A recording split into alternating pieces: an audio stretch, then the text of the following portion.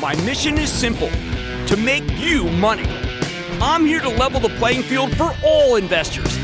There's always a bull market somewhere, and I promise to help you find it. Mad Money starts now. Hey, I'm Cramer. Welcome to Mad Money. Welcome to Cramerica. Other people want to make friends? I'm just trying to make you extra money. My job is not just to entertain, but to educate, teach. Call me at 1-800-743-CNBC. Tweet me at Jim Cramer. Whenever there's a big trend, everybody always wants to play this silly game of trying to figure out what inning it's in. What inning are we with the weight loss drugs? Hey, how about with the electric vehicles? Or maybe with the Fed's next move? Could be the seventh there. We're clearly in the final inning of the Nelson Peltz proxy fight for a board seat or two at Walt Disney because Peltz didn't get the votes. But he could pick up a cool $1 billion in profit. Good investment, all things considered. But the inning game that bothers me the most is what inning are we in the artificial intelligence boom? For the last few days, we've seen everything coming down the AI space, and now people are arguing that because of the declining stock prices, we're in the late innings of this story, and perhaps it was all overdone to begin with. Fortunately, that wasn't enough to do that much damage today. Dow only slipping 43 points. S&P was up 0.11%. NASDAQ gained 0.23%, much stronger at 1 point today. But still, with the bellwether of AI, NVIDIA, now down from its high of 974 to 889. Down another $4.88 today. We're now being told that NVIDIA's GTC conference and its exciting range of supercomputers is just old hat. It's been replaced by the golden age of refining, sending stocks like Marathon, Pete, and Valero soaring. Oh, there's tech. Oh, it's the golden age of the dollar stores, with Dollar General and Dollar Tree both on fire. Despite reporting weak quarters this month, Dollar Tree's got a great candy aisle. We're hearing even that Chippy and Autocado, those two Chipotle robots, they're in the seventh inning stretch.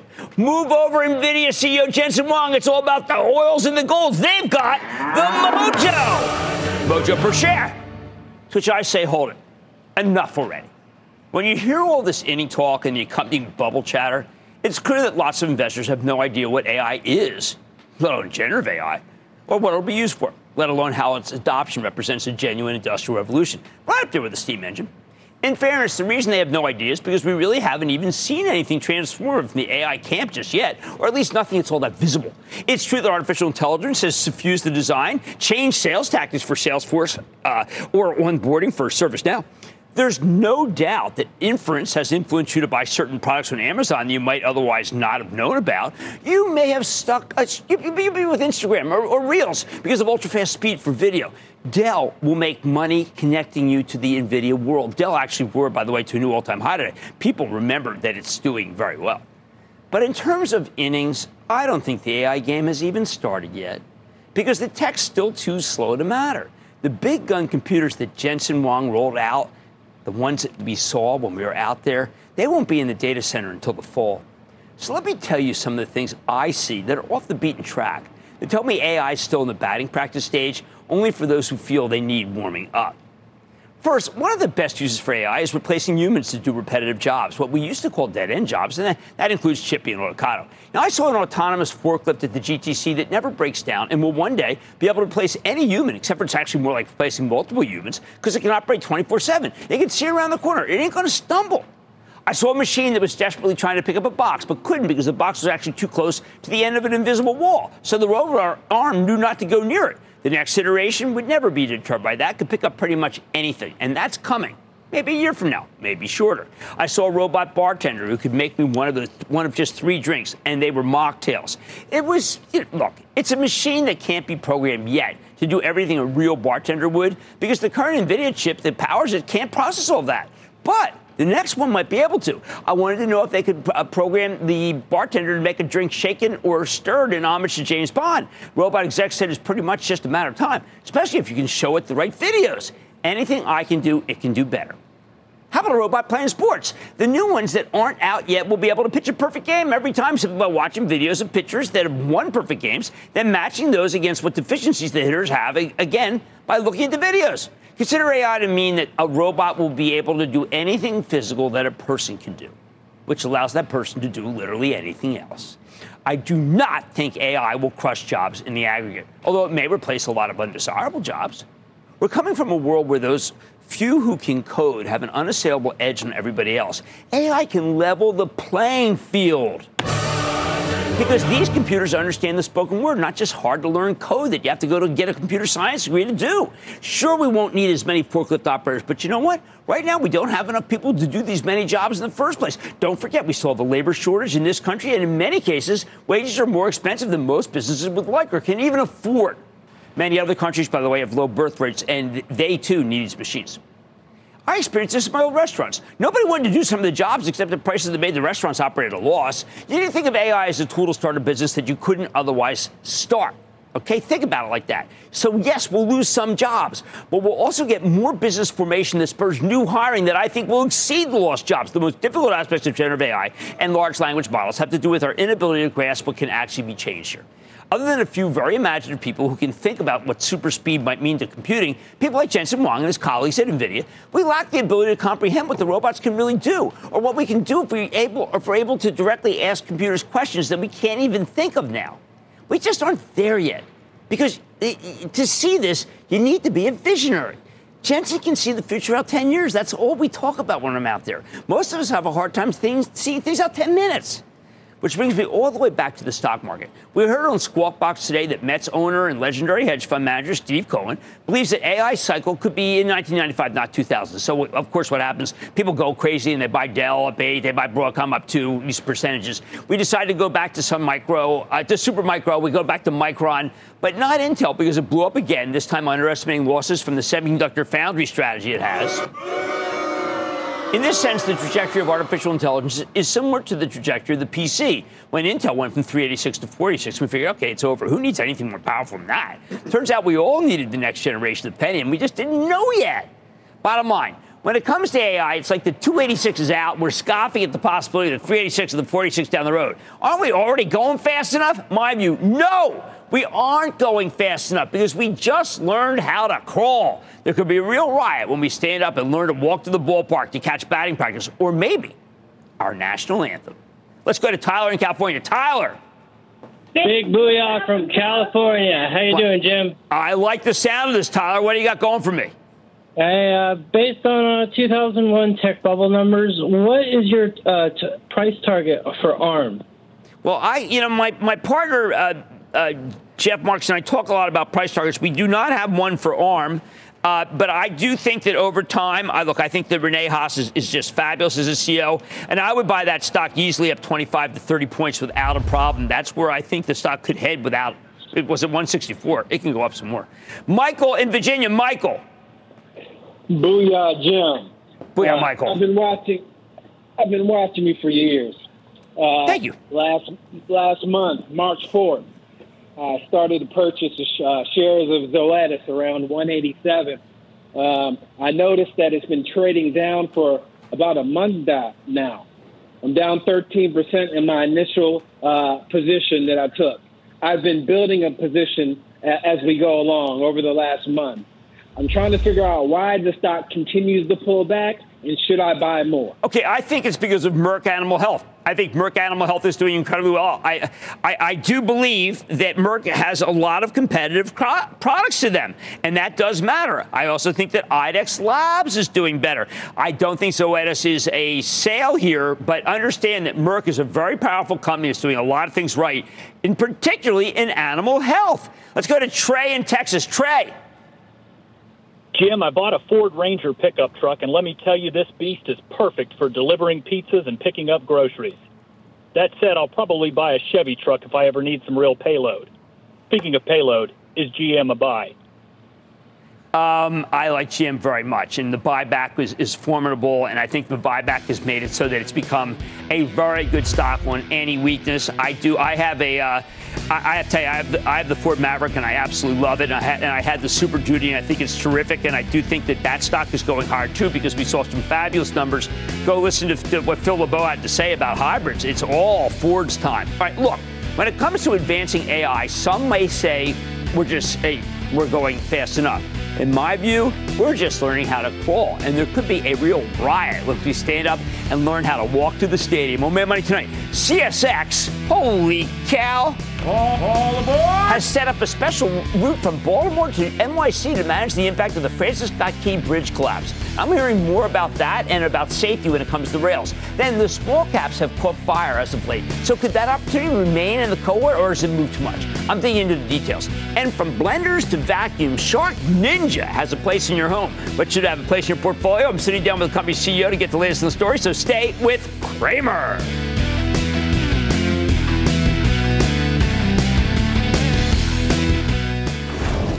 Don't miss a second of Mad Money. Follow @Jim Cramer on X. Have a question? Tweet Cramer. #MadMentions. Send Jim an email to madmoney@cnbc.com or give us a call at 1-800-743-CNBC. Miss something? Head to madmoney.cnbc.com.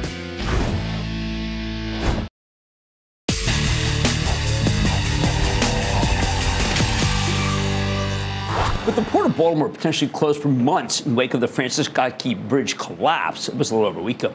What's that mean for East Coast railroads? CSX services 26 states east of the Mississippi River, and they help export a massive amount of coal through Baltimore, so they could take a hit. They also do a lot of auto from there. For now, though, they've rerouted their Baltimore cargo to New York or New Jersey, but obviously it's less efficient. Still, the stock's barely been dinged since the bridge collapse, so is the market simply not taking this disruption seriously, or is cooler heads prevailed, and CSX knows how to handle it? Let's check in with Joe Hinrichs. He's the president and CEO of CSX, who joins us now from one of his company's inspection trains in Ohio. Joe, welcome back to Mad Money, and what the heck are you doing there? Hey, Jim, having a great time. We're riding on an observation car with our leadership team, getting to see our network right here in the Buckeye State in Ohio. And I got to give you a little horn, just like you get to do. A little shout out for you there. Oh, if only I were 7. Because I used to put pennies on the line, on the CSX train line. I put a penny and watch it go do by. That. That's not a good thing. Don't do that. Okay, but no, I stopped doing that about 62 years ago, Joe, but I understand the sentiment. All right, so, Joe, obviously you are involved in every aspect of the railroad. Before I get to the questions, I want to ask you, is this a typical job for the guy who's the CEO of CSX, or do you feel like you should be there front line? Well, our operations team spends a lot of time out on the road, as you might imagine, inspecting, talking to our employees. And I try to get out with them once in a while, stop at the yard, see our employees, and see the network and learn about our customers and everything that's going on. Of course, I'm 18 months in, so I'm still learning, and the team is teaching me a lot about the railroad, so you got to be out here to see it. Okay, now, I also know you know the customers well. You have Port of Baltimore, which I know you're doing everything to try to help, but I also the largest auto area. You're from that particular customer base. What are you doing to help customers in the autos? Yeah, Jim, we're obviously the tragedy at Francis Scott Key Bridge. We're praying for the families of those affected. Talked to Governor Moore this morning. He's really excited about the unified command, how the federal, state, and local government officials have come together. Progress is being made. We're taking care of our customers. The auto customers are finding other ramps to go to, and I think we're going to be in good shape there. On the containers, intermodal, we're doing a lot of creative things, as you mentioned earlier, going from New York, New Jersey down to Baltimore. Coal is one of the challenges we have, of course, because we export a lot of coal out of the Baltimore port. We'll work with our customers there to reroute and target some other areas. And so I think the reason why people aren't responding, the market is responding favorably, is we're finding solutions. We have a great team, work with our customers to find new solutions. I'm glad you mentioned coal. Coal's kind of a conundrum. If we're going to reindustrialize, we're going to have these data centers go up 5% a year, then we're going to need coal, particularly when, say, on a total eclipse of the sun that's coming up April 8th. But where solar does not have the juice on that day. Is coal making a bizarre comeback if you include India? It really is, Jim. Matter of fact, the world used more coal last year than it has ever in its history. A lot of that is what Eastern Europe and especially India need for both concrete and steel production, but of course also for thermal capacity. And as you said, all the energy needs we have from data centers to electric vehicles, coal's a supplemental resource that's being used to help the utilities make that power for the near term. It's in secular decline over time on the thermal side, but the metallurgical coal is growing. On the export side, it's growing heavily over the last several years, and we export a lot of coal from the United States, which really helps our people in Kentucky and West Virginia and Alabama and a lot of those mines across the country. Well, are these other countries scrambling to get another source of coal, and are people going to lose it? Well, I think there's enough, there's enough in the pipeline for now, as long as we find new solutions, and we're working really hard. I'm really proud of our team. We sent a request out for our employees to transfer to new locations to be able to help supplement resources to move the coal, and we had a lot of people sign up to do that, and that's a tribute to our employees. on our One CSX team. But we're finding new solutions. Yeah, there may be a little bit of effect in April, but we'll find new solutions. And of course, I'm anxious for the port to get back open for deep sea vessels. But no, you just to give a little granularity here, you just switched tracks. I think it was obviously well advised, given the fact that there was another train coming the other way. Now, are you? I mean, good, that's working, obviously. But I mean, this is the kind of thing you're inspecting, is to be sure that the off ramps are good and just checking pure safety, right? So all the switches, all the signals, also the cleanliness of the yard, frankly, and how we're taking care of the track, the ballast, just looking at everything, how smooth the ride is, too. You want, obviously, it to be seamless. Look for anything that has to do with safety first, of course, then how we treat our customers. Obviously, looking for inventory, too. If we see ties on the side or if we see cars, just looking for everything you can to see how efficient the railroad is and how safe it is, but also just a chance to bond and spend time together. When you're on a train for, 24 hours, you sleep on the train, you get a chance to spend a lot of quality time talking about our operation and really building the team together to serve our customers. Well, how about these new rules? Do you have two people in the at the front now? Is that okay? I know CSX has historically been technological leader. Don't know whether you needed two in terms of what technology has been able to do, but obviously for safety, people feel it's necessary. Yeah, I mean, the AAR has come out and said, there's no direct correlation of data that says, how many people in the crew in the cab actually associated with safety. But at CSX, we haven't been pushing for a reduction of the two-person crews. There's a conductor and an engineer in the train. The engineer drives the train, the conductor kind of takes care of the train. And we think that's a good setup for now. In the future, technology may allow for that to change, and we don't believe there should be, inordinate amount of rulemaking done by our administrators and regulators to do that. It should be held by our negotiations with our unions. But for now, we're very clear. We're staying with two-person crews. We're focused on our safety and on serving our customers. And over time, technology may allow for new opportunities, but that's out there in the future. All right, last question. You are able to see more than anyone whether there really is a reindustrialization in the nation or if it's something temporary. What is your take, particularly with the Southeast, about our country coming back in terms of industrialization? Jim, it's happening. We have over 500 projects on our network happening right now, shovels in the ground, buildings being built, new projects coming to a lot of the Southeast, but a little bit of the lower Midwest as well. On our network, new projects, steel, aluminum, batteries, electric vehicles, you name it, aggregates, forest products, you name it. It's happening, and we're proud and fortunate to be in the Southeast where a lot of this is happening.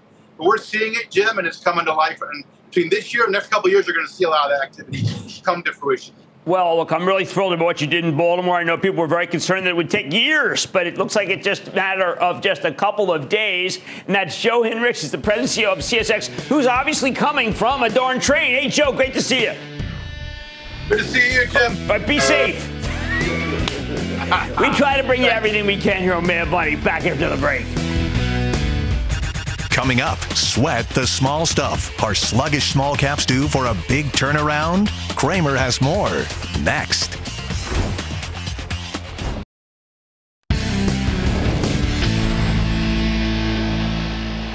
It's now been nearly 18 months since the market bottomed in October of 2022 and the current bull market began. During this period, the Dow's rallied nearly 37% from its lows. S&P's up 49%. NASDAQ shot up 61%. But there is one really big group that's had a different trajectory.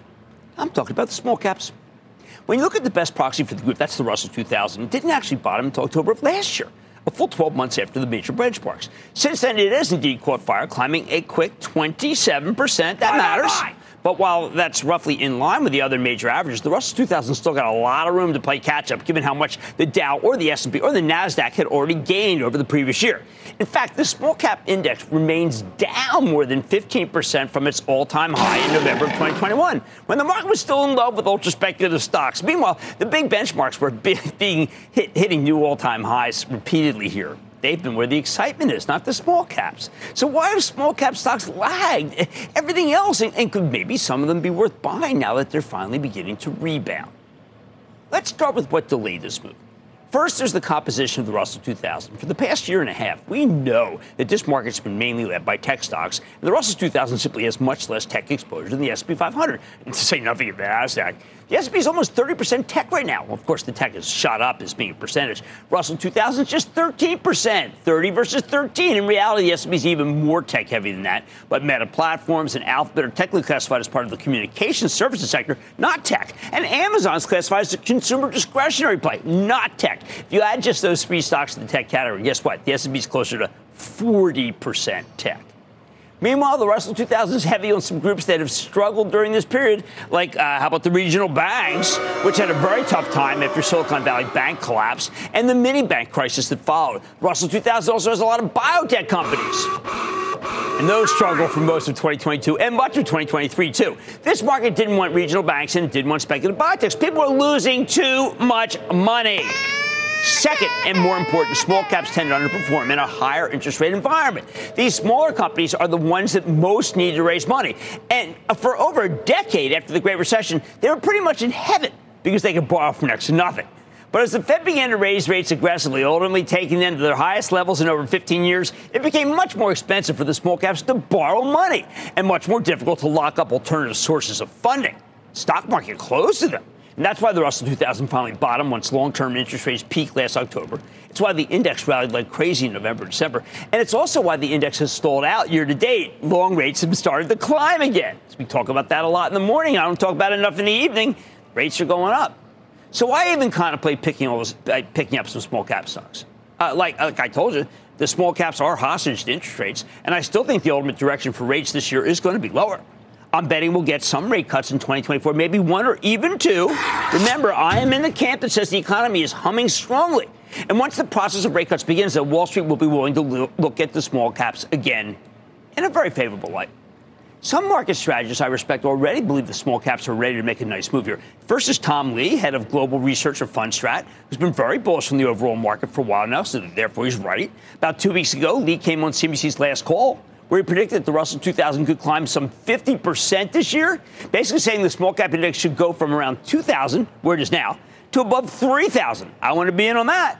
Lee argued that the long-term underperformance of small caps might mean that they're due for what's known as a mean reversal, pointing out that the small caps, in the aggregate and on the relative basis, are now valued as cheaply as they were in 1999. Which was before the group had an extended performance of outperformance. A lot of this comes down to the Fed, though. As long as they're not raising interest rates, he expects more mergers, and once the Fed starts cutting, the regional banks could get a real boost. Remember, the Tusk 2000 is way down with regional banks. We get another vote of small cap confidence from an old friend, Brian Belsky, the chief investment strategist at BMO Capital Markets. He's another expert who was very bullish on the way up, even as he's gotten a little more cautious in the market of late. Last week, Belsky published a note where he presented a very bullish case for small caps and mid caps. He says both groups are oversold. He thinks their earnings are turning a corner here. And unlike the large caps, their valuations are extremely attractive. These are much cheaper. My view. I think this thesis is pretty sound. Looking back at this bull market, it's fair to say that some of the best names, the stocks that have done the heavy lifting to push us higher over the last 18 months, have gotten bid up a little too much. It wouldn't surprise me if some other groups that haven't done as well, like the small caps, now pick up the mantle and have their own period of outperformance. I keep telling you that the bull market has been broadened, right? Meaning less Magnificent Seven, more everything else.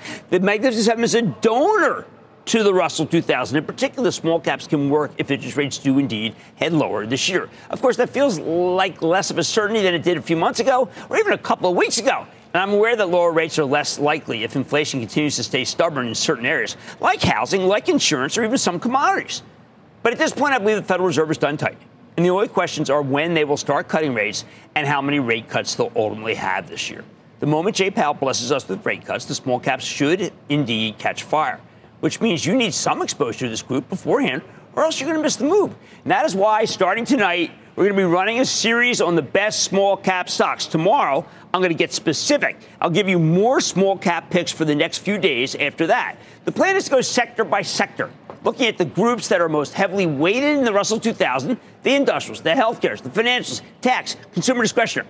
Bottom line, stay tuned throughout the end of the week and into next week, because I'll be doling out some of my best ideas in the undervalued small cap space over the next several shows. And hopefully at the end, you'll have a real nice shopping list to choose from. Let's go to Miles in Louisiana. Miles. Hey, Jim, big booyah from New Orleans. Had a question on Domino's Pizza. Okay. Given the effectiveness and popularity of the GLP-1 weight loss drugs, is Domino's still appetizing? Thanks. Well, okay, so Domino's I regard as being a kind of almost like beer, social. It's a social food. People like to get it there, and it's also very inexpensive. And you can also, by the way, have tomato pie, which is what I do with my kids. It's fabulous. It just says no cheese. But most importantly, this is a guy named Russell Weiner has re-energized this company. It hit an all-time high today. And I think even though it sells at 32 times earnings, that this is going to be one of the best stocks for a while. So maybe you buy some here and then wait for it to come down because you don't want to buy all at once and when a stock is at its high. Ian in North Carolina. Ian. Jimbo, how are you, sir? How you doing? Not too bad at all. Every day is a holiday. All right. I like that. Good attitude. Very positive. What's going on? Yeah. Hey, I once heard an analyst from Morgan Stanley say that rare earth materials were the mother of all CapEx cycles. But MP Materials is down big since April of 2022. Is it still a savvy long-term investment? I think James Litinsky's doing a very good job. I know they've got some good robots there. They've been able to use them. I've been looking at AI and who's got it. Now, I would say, obviously, it's going in the wrong direction, and people are concerned about EVs. And it's not been a good investment, candidly, but it is a good company. Now, it's hard to rationalize good investment, good company.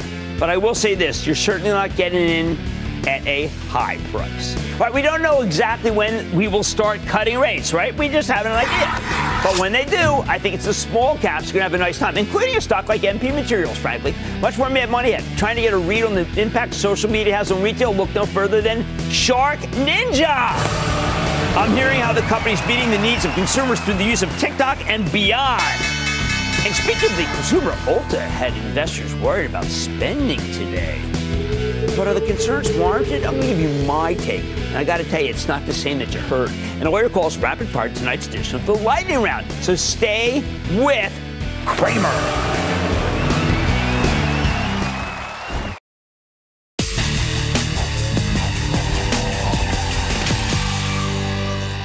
All right, last year, a consumer products company called Shark Ninja very quietly listed their shares in the New York Stock Exchange. Now, you know them for their Shark brand cleaning products or maybe their Ninja brand kitchen appliances. They're all over Costco. At first, it didn't get much attention. But over the past 8 months, Shark Ninja stock has more than doubled from its debut, climbing from the mid-20s at its lows in early August to the low 60s today. And the stock's running for a good reason, as the underlying company's now posted 2 very strong quarters that brought in a lot of new investors. Still, that's a monster move, so I'm a little worried because they do have a Chinese former parent company, still owns more than half the business. If they decide to sell a ton of the shares, that could hurt. But this has been a great untold story, and I want to drill down on it. So let's go straight to the source with Mark Barocas. He's the CEO of Shark Ninja to learn more about this situation. Barocas, welcome to Mad Money. Thanks so much, Jim, for having me. I have, when people said Shark Ninja's on, not as much excitement in years as this company. And so I'm going to give you the floor for a second because this has taken the country by storm. Yeah. Well, look, Shark Ninja is a consumer products innovation powerhouse. And we go to market, as you said, with the Shark brand and the Ninja brand, 2 multi-billion-dollar brands that we delight consumers every day and solve problems for them. We help them clean faster. We help them cook easier. We help them feel more beautiful. And we help them spend more quality time. The business, I started running the business 16 years ago. 16? I did not know that. Okay, I should have known that. And in the last 16 years, we've grown our revenue from $200 million to nearly $4.3 billion last year. We're a highly profitable business. We've generated strong organic growth. The company has grown over the last 15 years at a compounded annual growth rate of 20% a year during that period of time. Well, how do you know what people want? And then are you guys tinkerers? Because when I went through the deck and saw everything, there's a lot of things I didn't know that I needed. But it turns out I did. If you were to come to our offices, Jim, in Boston, just outside of Boston, it's the Willy Wonka of product innovation. Right. Okay, we're in 31 different product categories. We sell in 26 different markets. We sell everything from what you see here, our Ninja Creamy ice cream maker, to our Shark cordless vacuum, to our Shark Flex style. You know, consumers have multiple products of ours in their home. And I think what's exciting now by being a publicly listed company is they're now understanding the company behind those products. Now, let's understand that you do some that you've invented, absolutely. Some that are, that my parents' generation were called knockoffs. I would say that offer better value, or unless someone does, you know, a mousetrap that's so far superior. It's just, it's a mixture of both. How do you define your own company's product? Well, it starts really with identifying a known or unknown consumer problem. Okay. We take those proprietary insights and we turn them into disruptive product innovation that we think we do better than anyone else. We do it with incredible speed. We have 800 engineers around the globe that work on a 24/7 innovation cycle. We have engineers in Boston. When they go to sleep, the CAD passes to China. They work on it. The CAD passes to London. They work on it. It helps us bring products to market in as fast as 12 months. Wow. We have market-leading performance of our products. High-quality, reliable products. Our products have the most 5-star ratings online. Well, I was going to ask you about ratings. In that my generation, we talk Consumer Reports. This new generation, which I regard as being a much smarter, more sophisticated generation, has TikTok. Yeah. And that does as well? Jim, the consumer has so much power today, okay? When back 16 years ago when we started, you opened up Consumer Reports and they told you the 10 vacuum cleaners to buy. Okay, there was a store when I was growing up in New York called Sims. It was the educated consumer was our best customer. The consumer today is more educated than they've ever been. They go online, they create organic, user-generated content, but there's been an evolution. It's gone from the online review 10 years ago to the Facebook group to now today the TikTok or the Instagram post. Now, I want people to understand what percentage of things are made in China, which, you know, look, we know that the Chinese cars are cheaper, better. I mean, I'm willing to accept if it's cheaper and better, I'm all in. How much, what percentage? So our supply chain has really diversified over the last 5 years. So we today make about 2/3 of our product in China and about 1/3 of our product outside of China, primarily in Southeast Asia. Okay. Now, let's go over, say, pricing. In some cases, yes, you're going to be head-to-head against a company called Dyson. There's theoretically a product, a cordless vacuum might be $500, Dyson maybe $280, you guys. What do you hear about what the customer, how do you, as a person who's been at this for 16 years, think of the one price versus the other, snob versus not snob, better versus not as good? Just give me your reflection. Well, look, I think the way we think about it is we're in business to create affordable, accessible innovation. That's what we're all about. We sell to everyone. We want to sell to everyone in the market. Our products are sold at every retailer from Walmart all the way up to Sephora and Ulta and everyone in between. So I don't necessarily think about it in terms of that we're only trying to develop products for a uber expensive consumer. I mean, we want to develop products for everyone. I mean, that's what I think is so exciting about the Shark and Ninja brands. We're not the highest priced products in the market. We're not the lowest price, but we move the opening price consumer up into our brands, and we're also the brand of choice for the premium consumer. Well, it is rather remarkable. I wish we had more time. I have a couple of things I want to ask you. The Chinese majority ownership, recent secondary offering, do they want to sell their position down? I know that's not up to you. But do they envision not owning any Shark Ninja, or can you give us any insight to what they're thinking? I don't know that they believe in the long-term value of Shark Ninja. I mean, this is a business that has grown organically. Jim, we've never acquired $1 of revenue in the company's history. All of that growth that I mentioned to you is all product innovation that we've developed ourselves, expanding into new product categories, expanding into new geographies. And I think there's a lot of white space for us to continue to keep going. Will you have something new every month? You have something new? How often do you have something new? Or is this when it's ready, obviously? We launch 25 new products a year. We've done that year after year after year. 25 new products a year. I mean, a Whirlpool might, well, I don't want to disparage anyone, but that's an unusual and exciting order, a new product way to do it. I mean, that's pretty organic. It is. Most organic I've ever heard. It is. Well, got to hand it to you. That is Mark Barocos. Yes, it's Shark Ninja, and I've got them on, and I've got to tell you, in my house, not that much, but in my daughter's house, it's Shark Ninja, period. It's like an aquarium / whatever. Good to meet you. Great to meet you. Everybody's back here from the break. Thanks so much.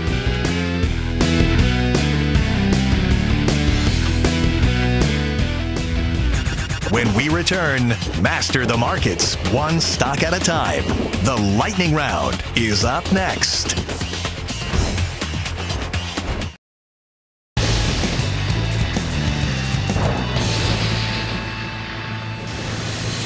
It is time. It's time for the lightning round.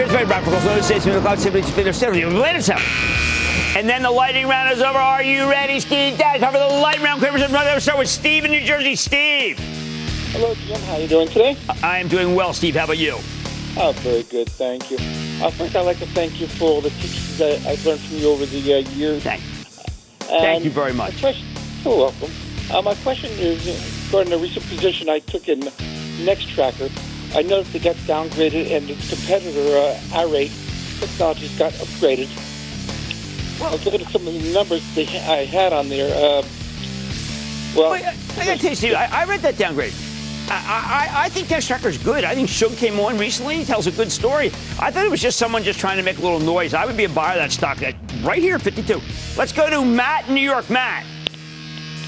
Hey, Jim, big booyah from Matt out in upstate New York. How you doing? I am doing well, Matt. Thank you for calling. What's happening? Not much. Calling in regards to a portfolio hold of mine, Poplar Inc., ticker symbol BPOP. It's okay. I mean, I've got to tell you, I'm a Wells Fargo guy for the Travel Trust. I'm not backing away. I think that's got more room to run. Let's go to Deke in Pennsylvania. Deke. Hey, Jim. Booyah, buddy. What's up? Not much. How about you, Deke? What's happening? Hey, man. It's a lot of rain here. I'm just trying to stay dry. I hear you.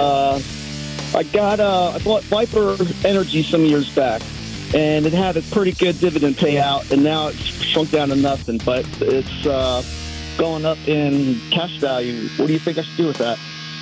And what was the stock? I'm sorry. Viper's good stock. It's got a good yield, and it's got mineral rights. I think it's a really excellent idea right here, particularly given the fact that people think we're in an inflationary environment for the minerals and for oil. I think you got a good one. Let's go to Mike in Michigan. Mike. Hey, Jim. This is Mike in Michigan. I wanted to get your thoughts on an oil play. This is High Peak, smaller company. Oh, I like High Peak. We did recommend it, then shot up instantly, and then it came back down. Actually, I'm quite surprised that it's this low, given the fact that where oil is. I'd like to buy High Peaks right here. Let's go to Katie in Florida. Katie. Yes, I have two. Can I give you two? Okay, so one is Align, ALGN, and the second one is DJT. DJT? Okay, Align. Look, I like Align. I think Align's pretty good. It's come down 100 points. It's not bad. And that's the one I go with. Let's go to Bob in South Carolina. Bob. Hey, Jimbo. How you doing, buddy? I am doing good. How about you, Bob? Good. You're looking good. Listen, I bought this stock a week ago, and it's dropping like a rock. Lost $20 a share. Should I get out as lows? No.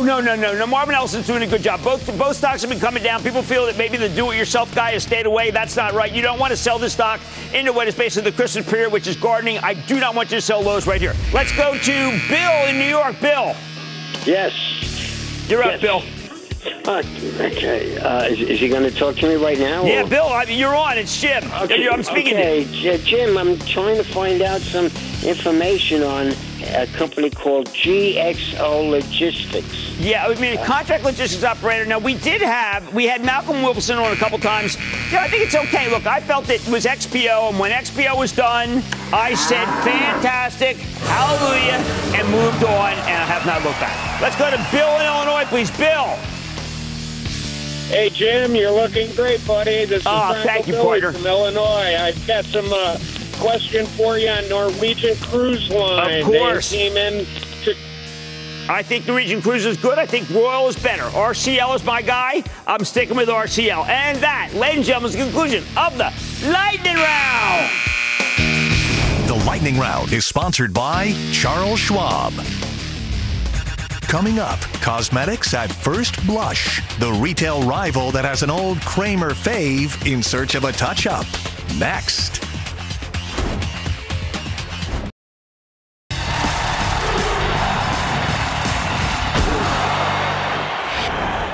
We're hearing a lot about the consumer lately, but for the moment, I wish we weren't hearing anything.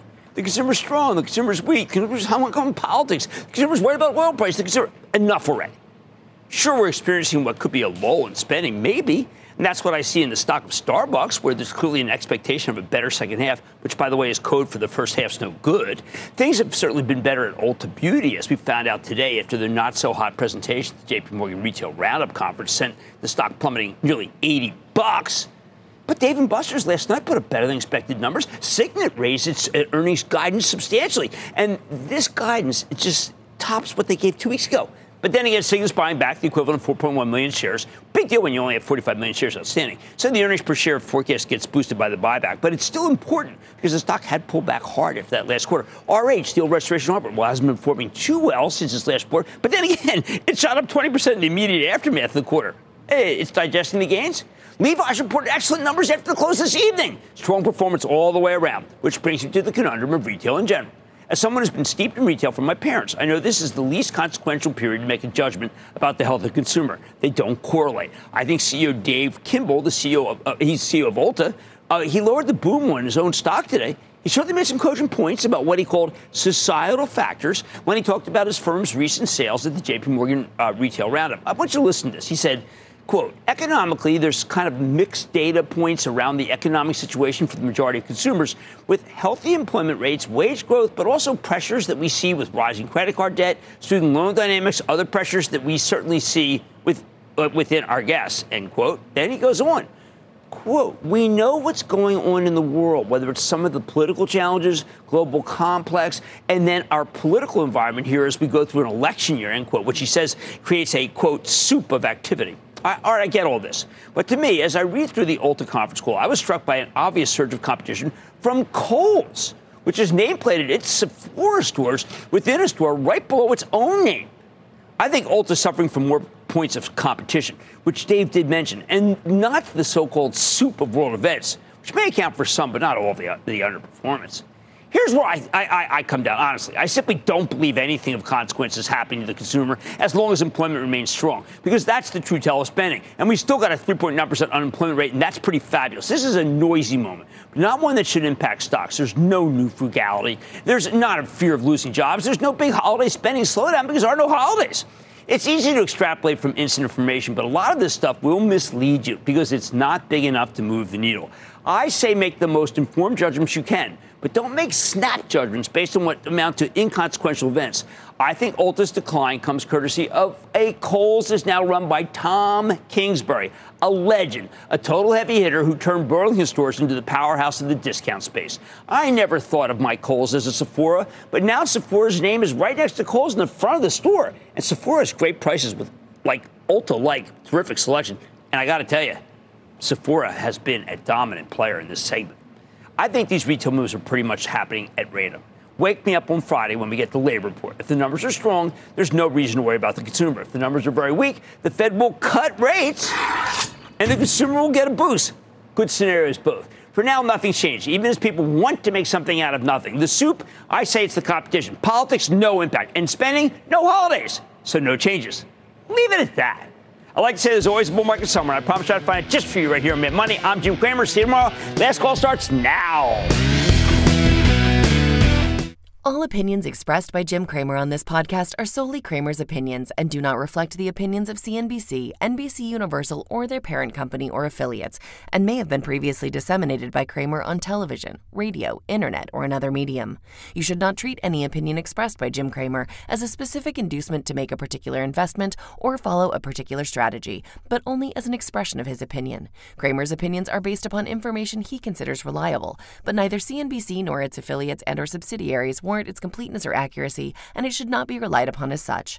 To view the full Mad Money disclaimer, please visit cnbc.com/Mad Money disclaimer.